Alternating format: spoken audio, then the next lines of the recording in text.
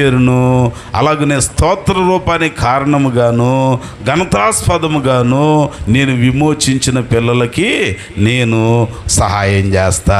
అయ్యా ఎక్కడ చేస్తావు, ఏం చేస్తే చేస్తావు అన్నానంటే ఆయన అంటున్నాడు, దేవుని సన్నిధిలో కనపడి స్తుతించితేనే ఈ కార్యం జరిగిద్దంట. నేను చెప్పిన మంచి మాట నెరవేరు దినములు వచ్చుచున్నవి. అయ్యా ఎప్పుడు జరుగుతాయి ఈ మాటలు? మేము ఈరోజు ఇన్ని వెళ్ళిపోతాం అయ్యా, మళ్ళీ డిసెంబర్ 25కో తెల్లారుజాముకో కనపడతాం, నెరవేరుస్తావా? అయ్యా 1వ తారీఖు వస్తామై మళ్ళీ 2026 దేవుని చిత్తం అయితే మళ్ళీ అప్పుడు దాకా మనం గట్టిగా ప్రార్థన చేస్తాం. ఏ ఊరు పోయినా పర్వాలేదు కానీ నా ప్రాణం మాత్రం పోవటానికి వీల్లేదు. 26 వస్తామయ్యా, అప్పుడు మాత్రం నీ మంచి మాట నెరవేర్చాయనంటే కుదరదంట. దేవుని సన్నిధానంలోనికి వచ్చి ప్రభు పాదాల దగ్గరికి వచ్చి మనం చేయాల్సిన పని ఏంటన్నానంటే ఆయన ఎదుట మనలను మనం ప్రభువుకు అప్పగించుకొని ప్రార్థన చేయటమే కాకుండా ఆయన సన్నిధిలో కనబడి స్తుతించేవారిగా ఉండాలి. దేవుని సన్నిధిలో కనపడి స్తుతించాలి. దేవుడు మనకు మేలు చేశాక, మన ప్రార్థన విని మనల్ని విడిపించాక ఆయన సన్నిధిలోనికి మనం ఖచ్చితంగా రావాలి. రాగలుగుతున్నావా? దేవుని వాక్యంలో మనం చూస్తే బిడ్డలు లేని హన్నమ్మని జీవితం మనకు జ్ఞాపకం వచ్చింది. ఆమెకు బిడ్డలు లేరు, ఆస్తిపాస్తులు ఉన్నాయి, ప్రేమించే భర్త ఉన్నాడు, పాలేరులు ఉన్నారు, అందరూ ఉన్నారంట. కానీ ఆ తల్లికి కొదువైంది ఏంటనంటే ఆమె గొడ్రాలయ్యి ఉండెను. అన్న సంతు లేనిదయ్యి ఉండెను, అన్న బిడ్డలు లేనిదయ్యి ఉండెను. ఆ కొరత ఆమె జీవితాన్ని కృంగదీస్తుందంట. ఏటేటా షిలోహులోని మందిరానికి వస్తూ ఉంది, వెళుతుంది. కానీ ఓ సంవత్సరం అయితే తాను వచ్చి ఏం చేస్తుందనంటే ప్రక్కన ఉన్న వాళ్ళందరి సంగతి విడిచిపెట్టింది, అందరి సంగతి మర్చిపోయింది. తనొక్కతే దేవుని ఆలయంలో ఒక మూలకు వెళ్ళిపోయి నిండు మనసుతో హృదయం అంతా కుమ్మరించి ప్రార్థన చేస్తుంది. హృదయం అంతా కుమ్మరించి ప్రార్థన చేస్తుంది. ఏమని చేస్తుంది తెలుసా? ప్రభువా యెహోవా, ఒక్క మగబిడ్డను గనక నీవు నాకు ఇస్తే, నా మీద గొడ్రాలనే నింద తొలగిపోతే ఆ బిడ్డ పాలు విడిచిన వెంటనే తీసుకొచ్చి మరలా నీకు ఇస్తాను. ఎంత మంచి మాట అండి. దేవుని సన్నిధిలోనికి వచ్చి అలాగున ప్రార్థన చేసుకుంది కదా. ప్రార్థన ఆలకించిన దేవుడు ఆమెకి బిడ్డనిచ్చిన తర్వాత ఆ బిడ్డ పాలు విడిచిన తర్వాత ఎక్కడికి తీసుకొచ్చిందంట? షిలోహులోని దేవుని మందిరానికి తీసుకొని వచ్చింది. కొంతమంది మర్చిపోతారు మేలు, కానీ ఆమె మర్చిపోలేదంట. కొంతమంది మృక్కుబడి కూడా మర్చిపోతారు, కానీ ఆమె మర్చిపోలేదంట. జోసఫ్ ఫోన్ చేసి అంటున్నాడు, గూడూరి జోసఫ్, ఈరోజు నా మనవరాలని దేవుని సన్నిధిలో ఒక మృక్కుబడి చేసుకున్నా, వేలంపాట ద్వారా నా బిడ్డని, నా మనవరాలని నేను విడిపించుకోండి. కొంతమంది మర్చిపోతారు. బిడ్డ కలిగిన తర్వాత ఆనందంలో మృక్కుబళ్ళు మర్చిపోతారు. ఇంకొంతమంది ఏమో ఆపదలో అనేకమైన విషయాలు చెబుతారంట. మేలు జరగకముందు అయ్యా నువ్వు నాకు మేలు చేస్తే నేను అదిస్తా ఇదిస్తా అంటారంట. మేలు జరిగిన తర్వాత మర్చిపోయాడు. కొంతమంది అయితే మేలు జరిగిన తర్వాత ఇంకొకళ్ళు కోస్తా ఉంటారంట. కోతలు ఏం కోస్తారో తెలుసా? మీకా గ్రంథం 6వ అధ్యాయం 8వ వచనంలో చూడండి ఒకసారి.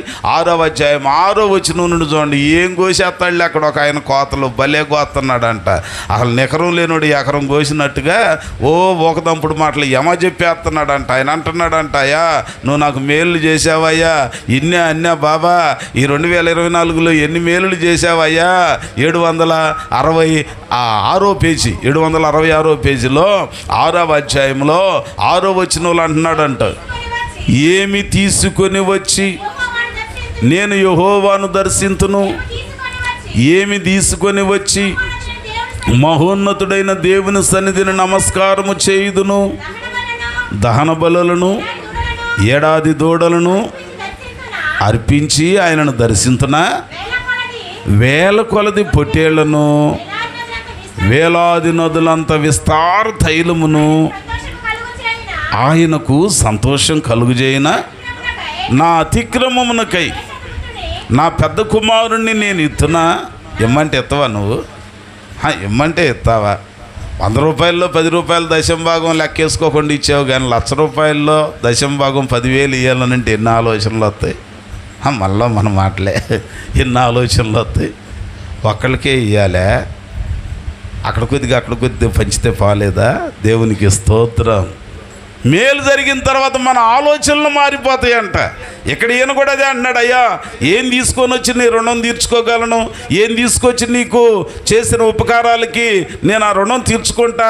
అయ్యా వేలాది నదులంత విస్తార తైలం ఇస్తే సరిపోద్దా? నా జ్యేష్ఠ పుత్రుడిని ఇస్తే సరిపోద్దా?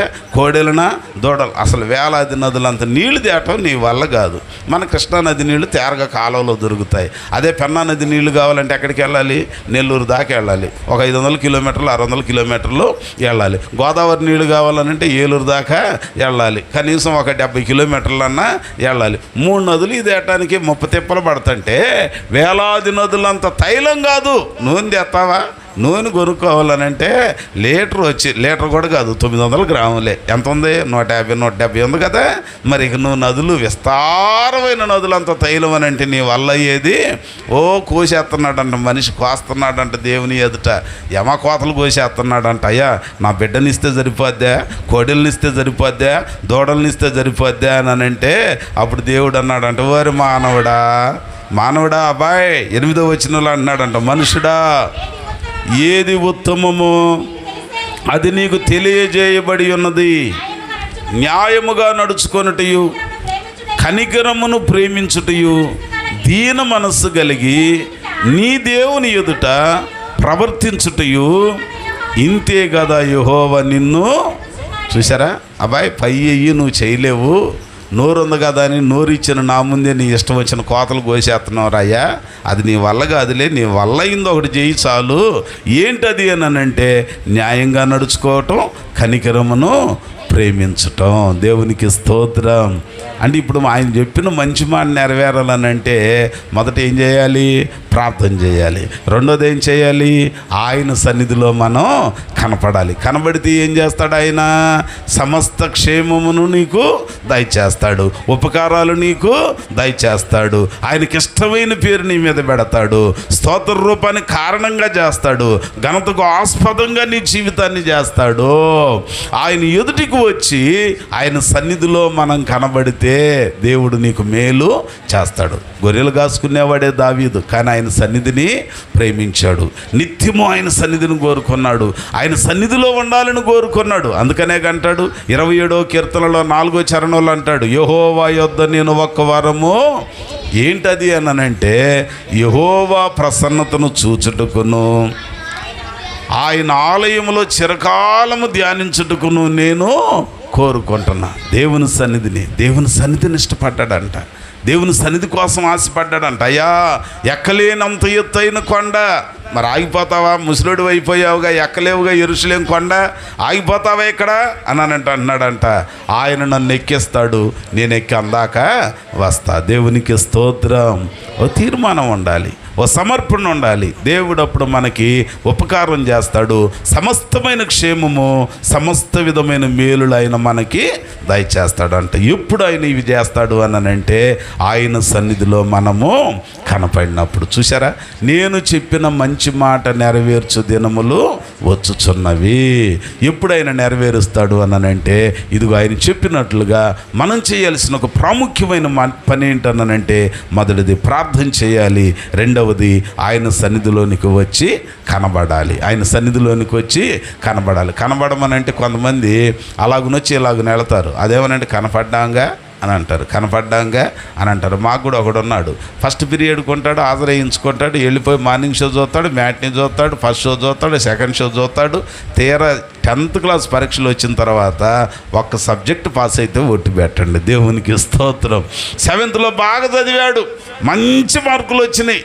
ఆ రోజుల్లో ఏపీఆర్ చేసి రెసిడెన్షియల్ స్కూల్ తాటికొండలో ఉండేది. తాటికొండలో సీటు వస్తే ఆయన చూసి అందరూ మురిసిపోయారు. తీరా చూస్తే 10th వచ్చేసరికి ఒక్క సబ్జెక్ట్ కూడా పాస్ కాల. కారణం ఏంటనంటే ఫస్ట్ పీరియడ్ కనపడి ఆదరించుకునేవాడు మాయమైపోయాడు. ప్రతిరోజు ఇదే గోల, కనబడి వెళ్ళిపోవటం కాదు, ఉన్న పీరియడ్స్ అన్నిట్లో ఉండాలి, అన్ని సబ్జెక్టులు వినాలి, విన్న దాని మీద మనసు పెట్టాలి, జాగ్రత్తగా చదువుకుంటే గొప్ప విజయాన్ని పొందుకునేవాళ్ళు. మనం కూడా ఈ మధ్య కనపడి వెళ్ళిపోయేవాళ్ళలాగా ఉన్నాం. ఈ మధ్య అయితే వాక్యం టైంకి కనపడుతున్నాం కొంతమంది. దేవునికి స్తోత్రం.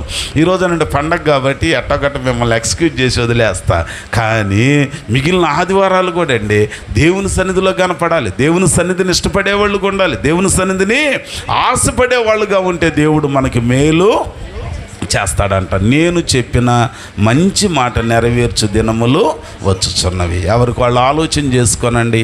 2024 అన్ని ఇబ్బందులు పడ్డాం, చాలామంది కష్టాలు పడ్డారు, చాలామంది నిందల పాలయ్యారు, అవమానానికి అప్పగించబడ్డారు. కానీ దేవుడు అంటున్నాడు, ఇదిగో మీరు నాకు ప్రార్థన చేసి రెండవది నా సన్నిధిలో కనబడితే నేను ఉపకారం చేస్తా, సమస్తమైన క్షేమం మీకు సమకూరుస్తా, సమస్తమైన మేలును నేను మీకు కలుగజేస్తా, నాకు ఇష్టమైన వారని మీ మీద పేరు ఉంటుంది, నాకు స్తోత్రాలు చెప్పేవాళ్ళని, ఘనతకు ఆస్పదమైన వాళ్ళని మీకు నేను పేరుని ఉంచుతా. జనులు మిమ్మల్ని గురించి చెప్పుకుంటారు. ఏ జనులైతే మిమ్మల్ని అవమానపరిచారో, ఏ జనులైతే వీరి దేవుడు వీళ్ళని విడిచిపెట్టారో, బానిసత్వానికి అప్పచెప్పాడు, వీళ్ళ దేవుడు మర్చిపోయాడు, వీళ్ళ దేవుడు వీళ్ళని తలంచుకోవట్లేదని అనుకుంటున్నారో, అదే జనులు మిమ్మల్ని చూచి వాళ్ళ దేవుడు వాళ్ళకు ఉపకారం చేస్తున్నాడని మిమ్మల్ని చూచి భయపడేటట్లుగా నేను చేస్తా. అంటే నిన్ను చూసి ఎవరో భయపడి వాళ్ళు పతనం కావాలని నేను చెప్పట్లేదు, కానీ మనకి క్షేమం విస్తరించాలి. రెండవది మనకు సమస్తమైన మేలు కలగాలి. మూడవది ఉపకారం అనేది మనం పొందుకునే వారిగా ఉండాలి.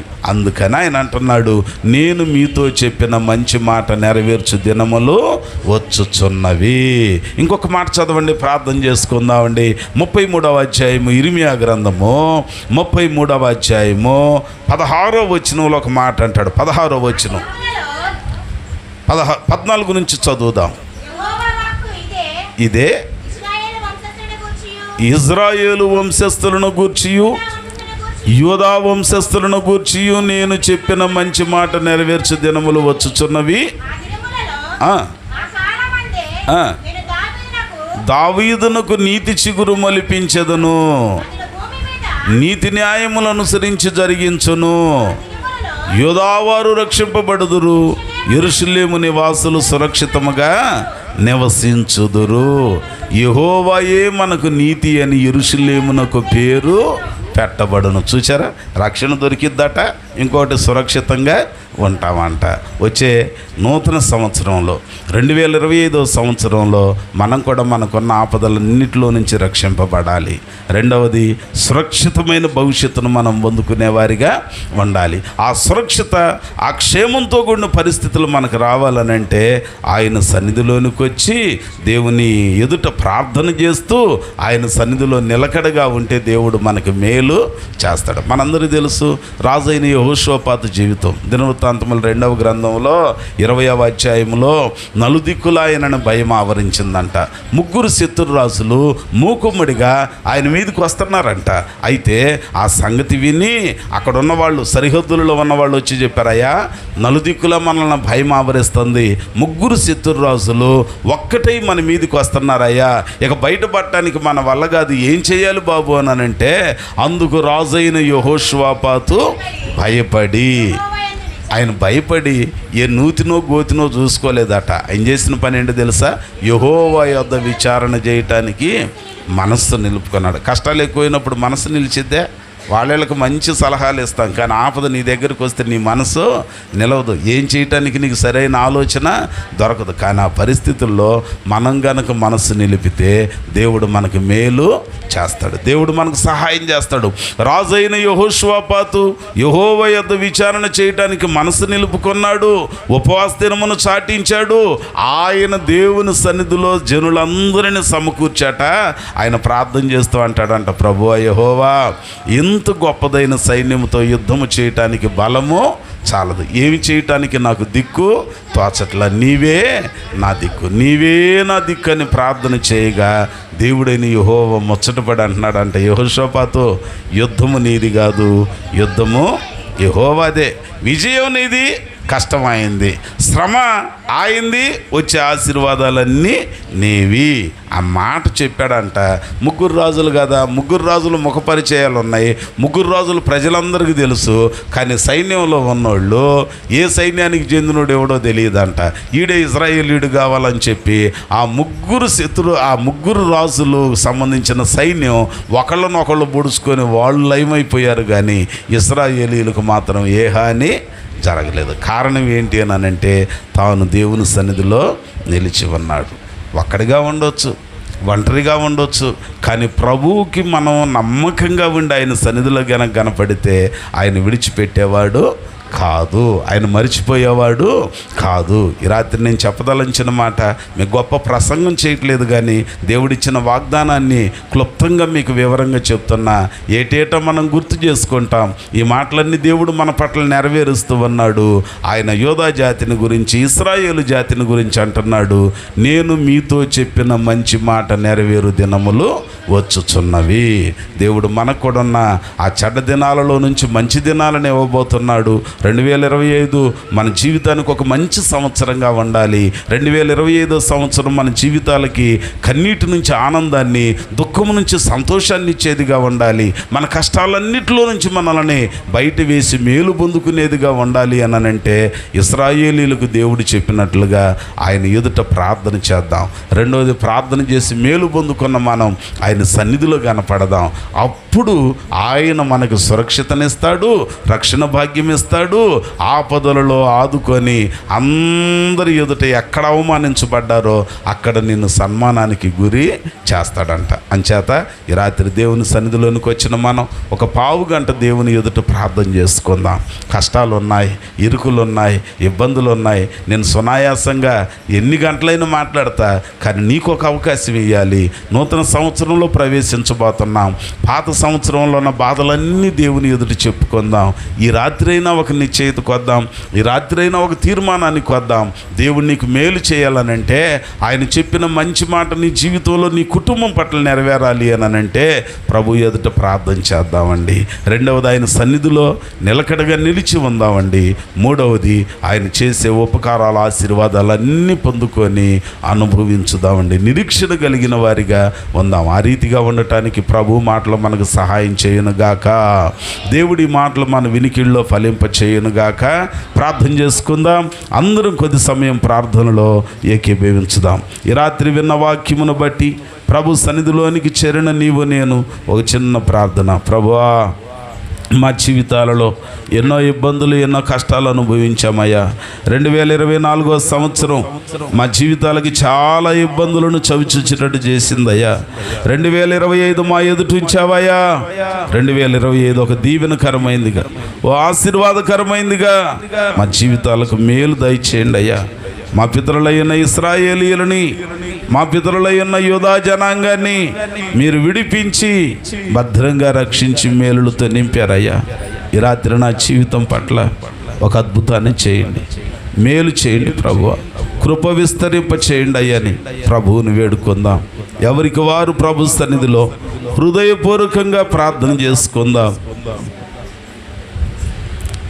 నా దీపమును వెలిగించువాడు నా చీకటిని వెలుగుగా చేయును. నా దీపమును వెలిగించువాడు నా చీకటిని వెలుగుగా చేయును. జల్లరాసుల నుండి బలమైన చేతితో, జల్లరాసుల నుండి బలమైన చేతితో వెలుపల చేర్చిన బలమైన దేవుడు, వెలుపల చేర్చిన బలమైన దేవుడు యెహోవా నా బలమా. యథార్థమైనది నీ మార్గం, పరిపూర్ణమైనది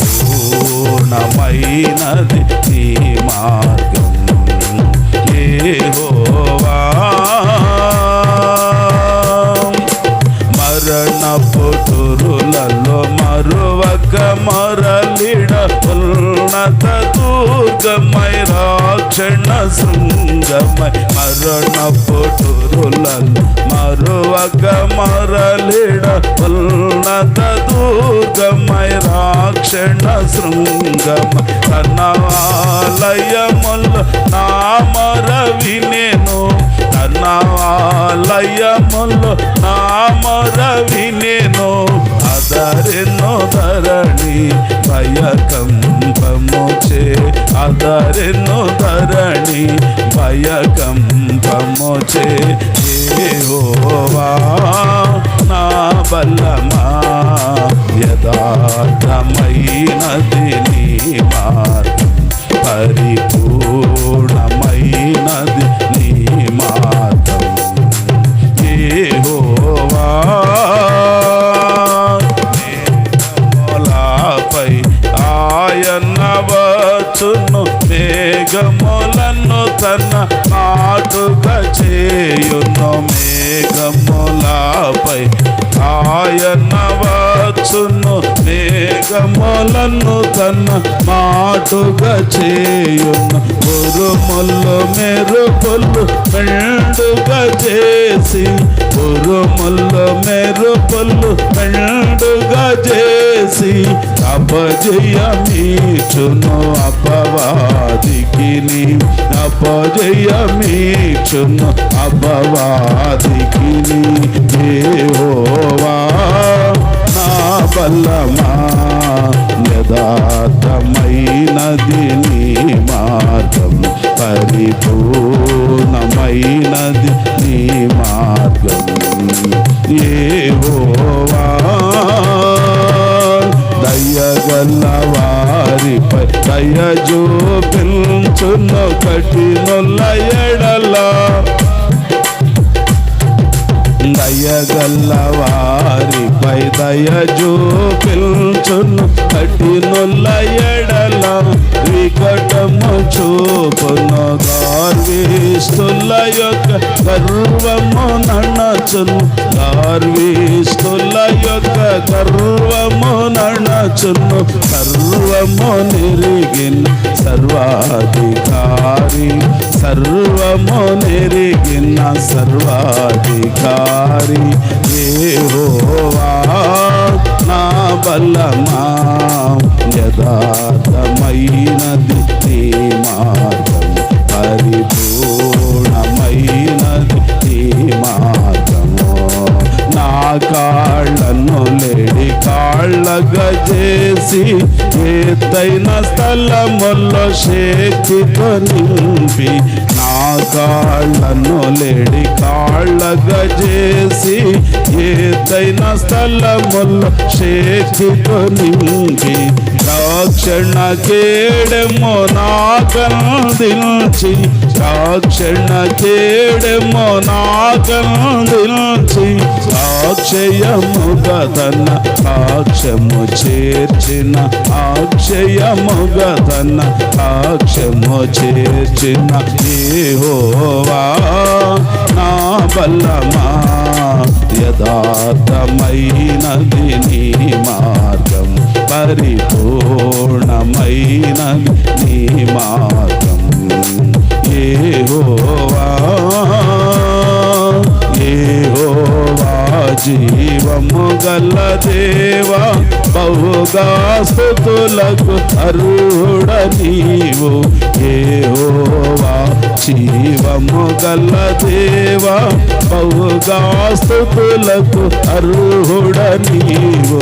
అన్యజనులలో ధన్యత చూపుచు, అన్యజనులలో ధన్యత చూపుచు, హల్లెలూయా స్తుతి గానము చేసేద, హల్లెలూయా స్తుతి గానము చేసేద.